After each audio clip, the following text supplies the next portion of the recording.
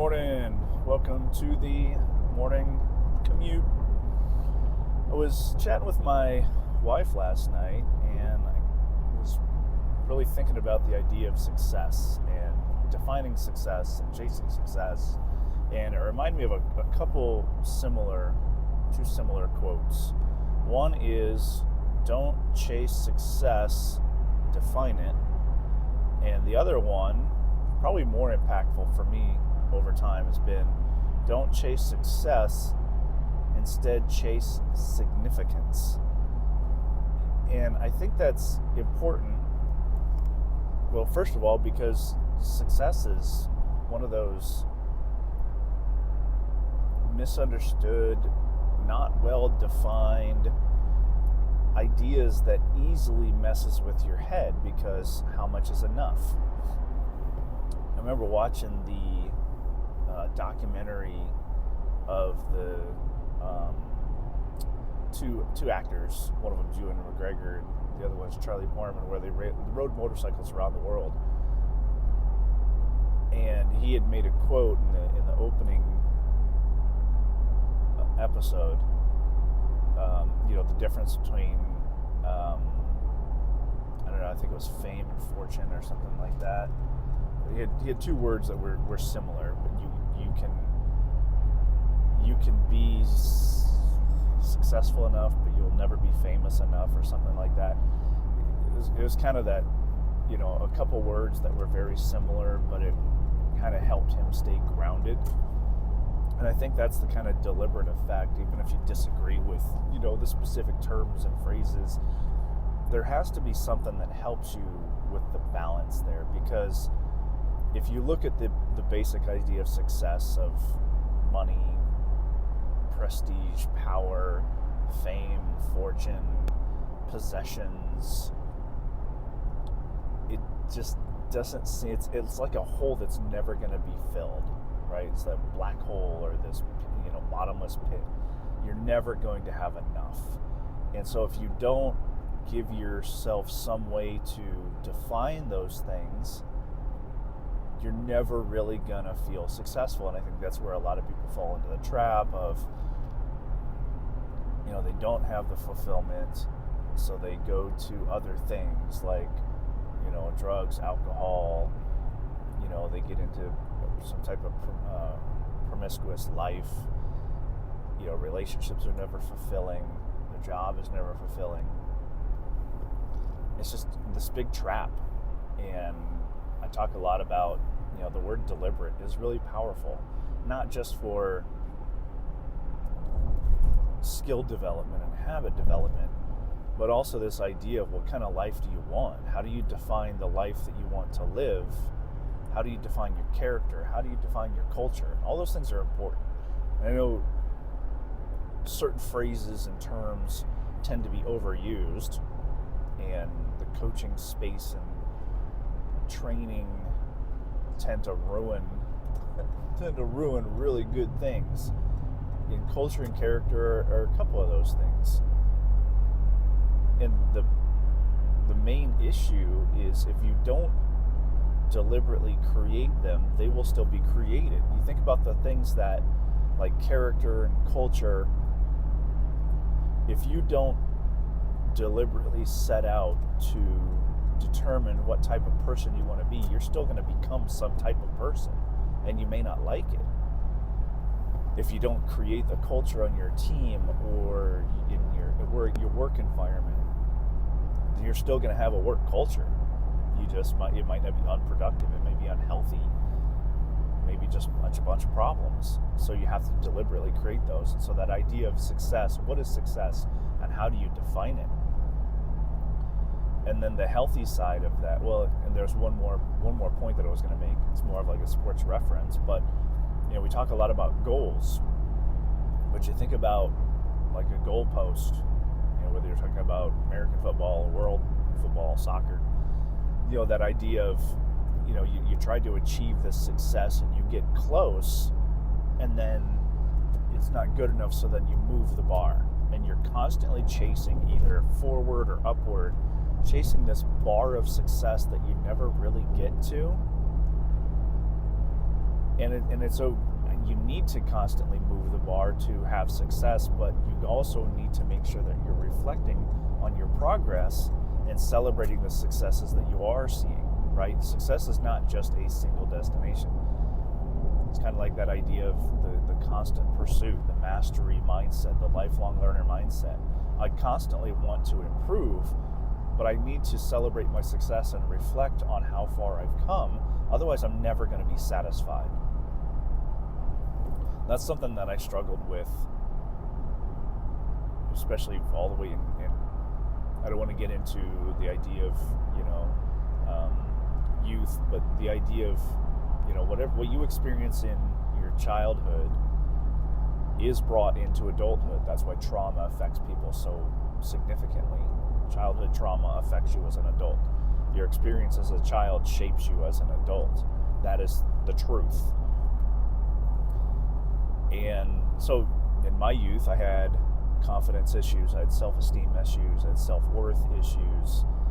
And I think that's one of the things I had to face as an adult is I really need to come to terms with I'm a good person, and I have succeeded a significant amount in my life. I've done good things. I've experienced amazing things. I've known some really cool people and been some cool places. And I had to really learn how to be okay with myself, to still want to proceed forward and achieve things. But I had to be okay with myself. Otherwise, I'm never going to be okay. And it was going to affect me in my relationships over the long term. And it's something I've gotten better with.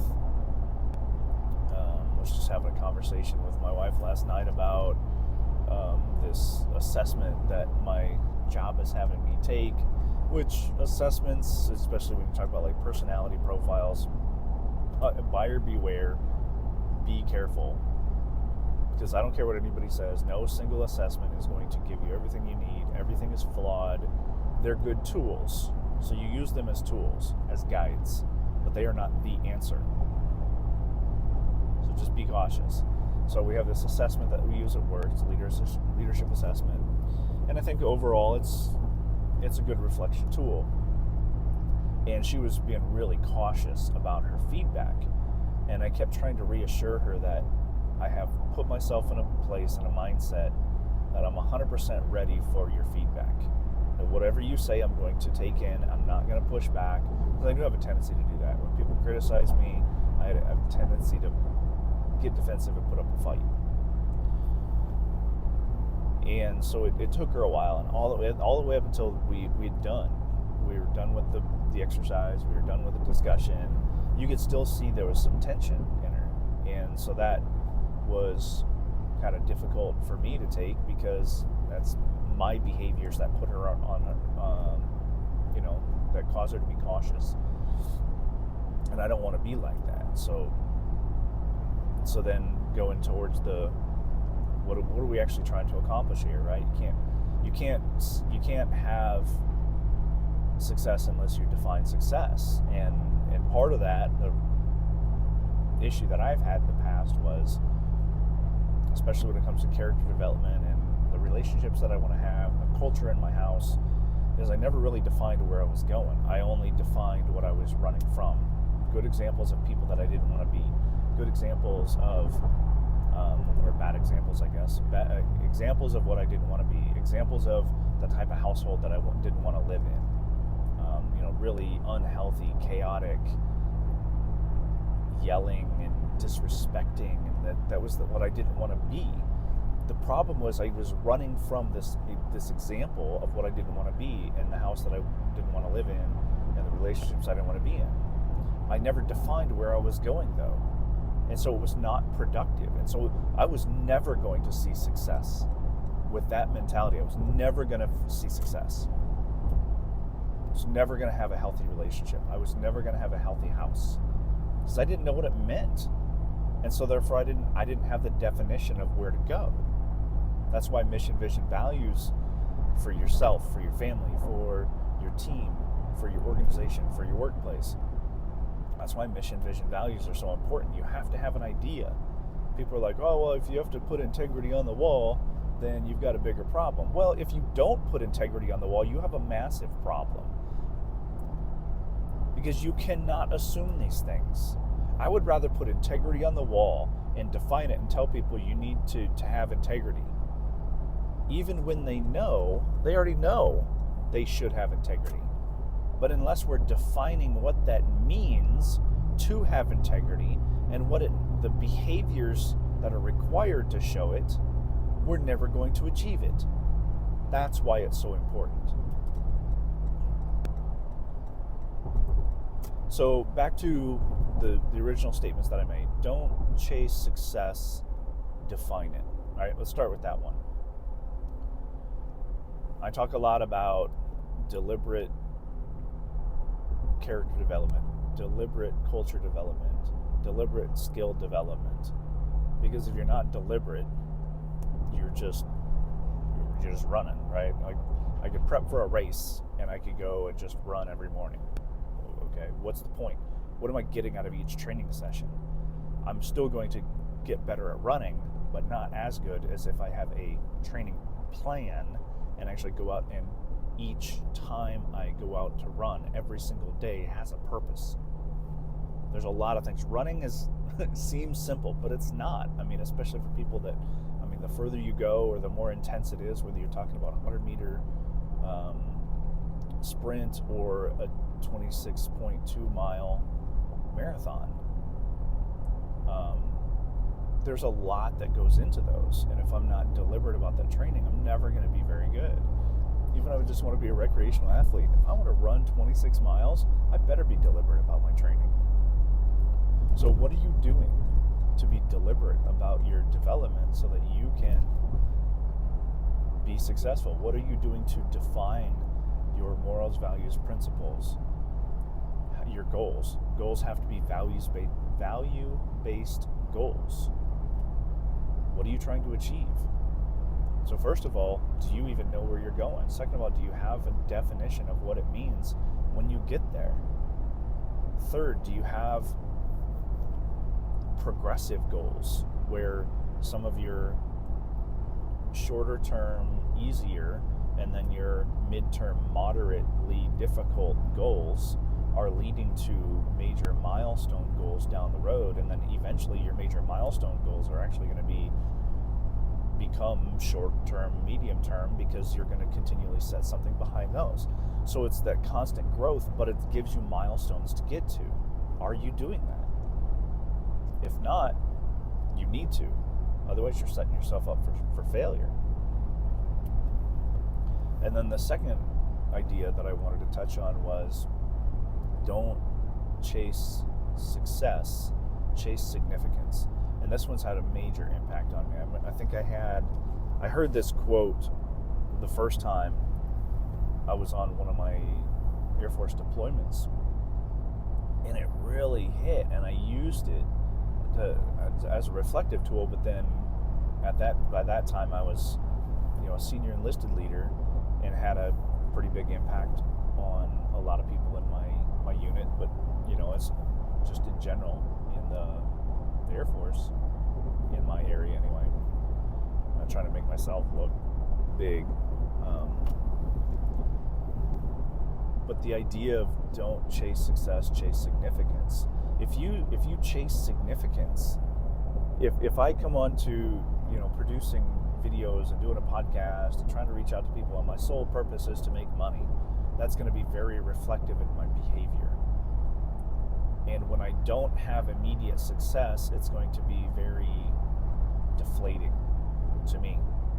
And it's going to end up changing the way that I pursue, and it's going to be very obvious. It's going to be draining to me, it's going to be draining to other people, it's going to be defeating to other people, right? Because I'm going to be leaning more and more into that simple definition of success rather than really trying to do something that's impacting people.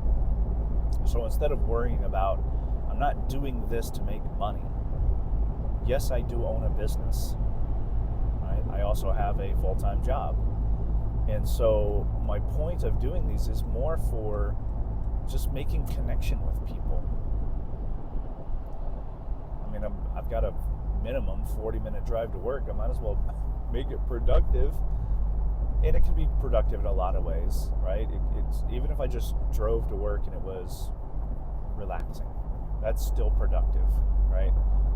Recovery is the foundation of performance, right? So there's nothing wrong with that. I could listen to podcasts. I enjoy that. I could also listen to audiobooks, either something enjoyable, similar to music, it's just relaxing and fun. I could also listen to self-development books, also good.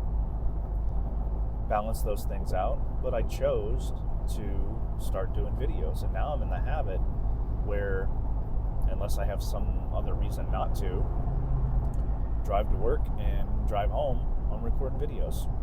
Why? Because I like to talk to people.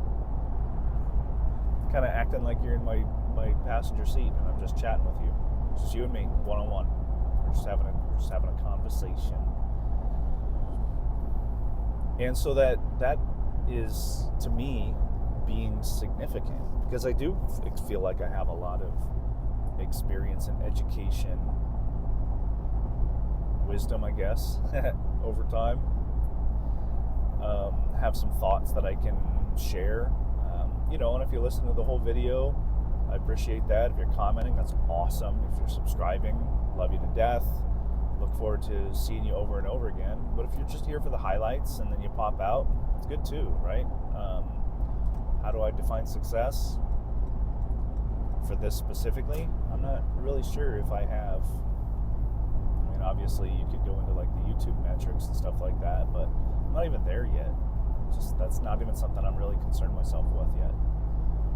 I guess my goal is to be consistent, meaningful, and relevant for now. And that's really vague. If you listen to some of my videos on goal setting, that is not effective goal setting. So I'm a bad example right there. So I want to do a goal of 2 videos a day, Monday through Thursday. How about that? There you go. That's effective goal setting. And produce them the same day. Produce and post them the same day.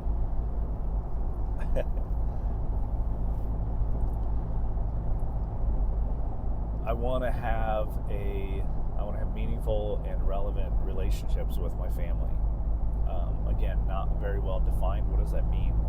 Well, some of that is, you get into some research terms, qualitative and quantitative, right? Are you tracking stats? Are you tracking feedback?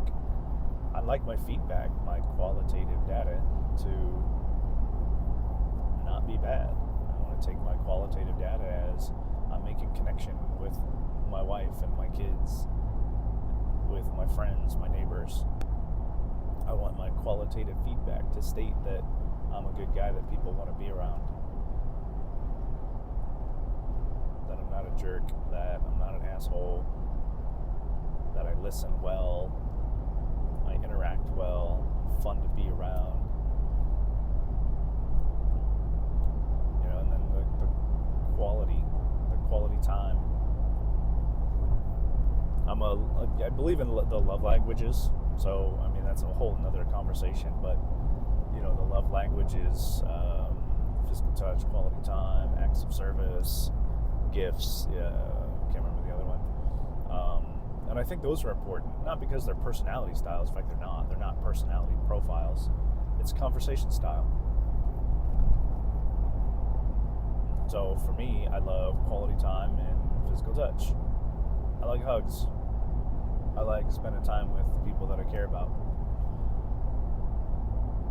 And so that's, for me, if I'm getting quality time with friends and family, and my wife is affectionate, my kids are affectionate, my friends come over and give me a bro hug, that's reflective to me that people are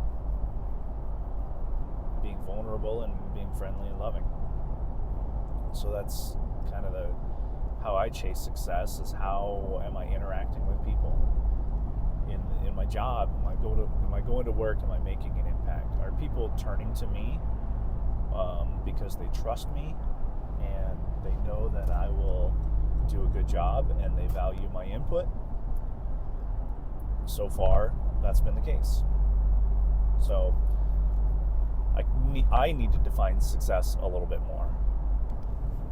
What does that mean?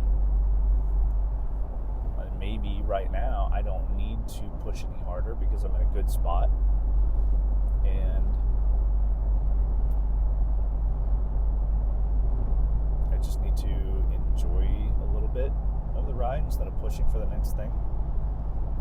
Maybe instead of the whole money promotion at work, it's just work on the projects that I've been given and be successful in those projects. And that's what I've been trying to do recently. So just do some reflection. What are you chasing? And how can you simplify to make sure that it's not just about success? Or if it is, what exactly does that mean? What is success to you? What would success look like in your life right now and in the near future? What is that? I'd love to hear that. I want to know, what are you working on? I think it's a great conversation. Let me know. I want to know what you're working on. I want to know what you're trying to achieve. What's your next milestone? What's your next mountaintop goal? But also, how are you working on being significant? What does being significant mean to you? Who are you trying to be significant for? Person, organization, nonprofit, your relationship and your faith.